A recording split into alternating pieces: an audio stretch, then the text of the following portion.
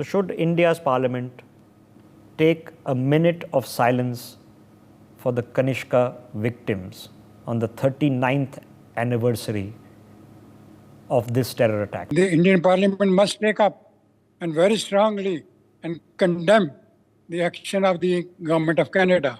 Kanishka being an Indian aircraft, all the innocent victims who perished in that terror attack were technically on Indian territory.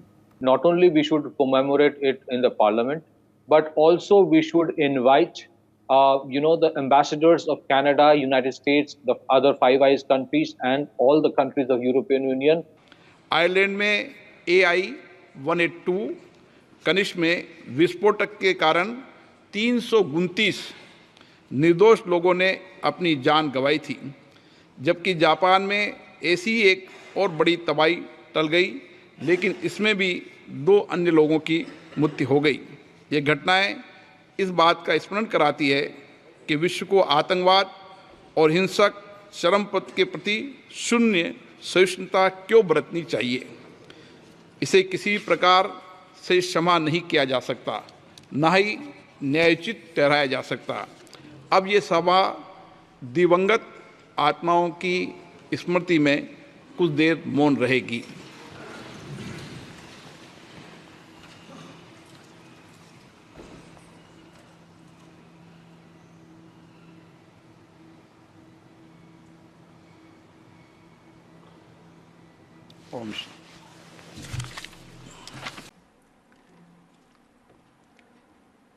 Honorable members, June 23, 2024 marked the anniversary of one of the darkest days in the fight against terrorism. 2 Air India aircraft flying out of Canada were targeted by terrorists. 329 innocent people lost their lives when Air India 182 Kanishk was blown off Ireland on June 23, 1985. 2 others were killed as another major catastrophe was narrowly averted in Japan. Regrettably, justice was never fully served in these cases. These incidents are a grim reminder of why the world must show zero tolerance towards terrorism and violent extremism.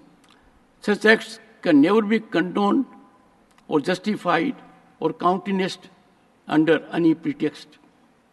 Honorable members, in a tragic fire accident that took place on 12th June 2024 in a residential building labor housing facility in Mangaf area of Kuwait, 49 persons, including 45 Indians, lost their lives and more than 50 persons got injured.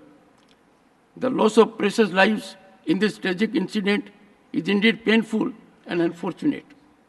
Our embassy in Kuwait, in coordination with the local authorities, has ensured safe evacuation and necessary assistance to those injured from the accident site and immediate repatriation of the mortal remains of the deceased to our country.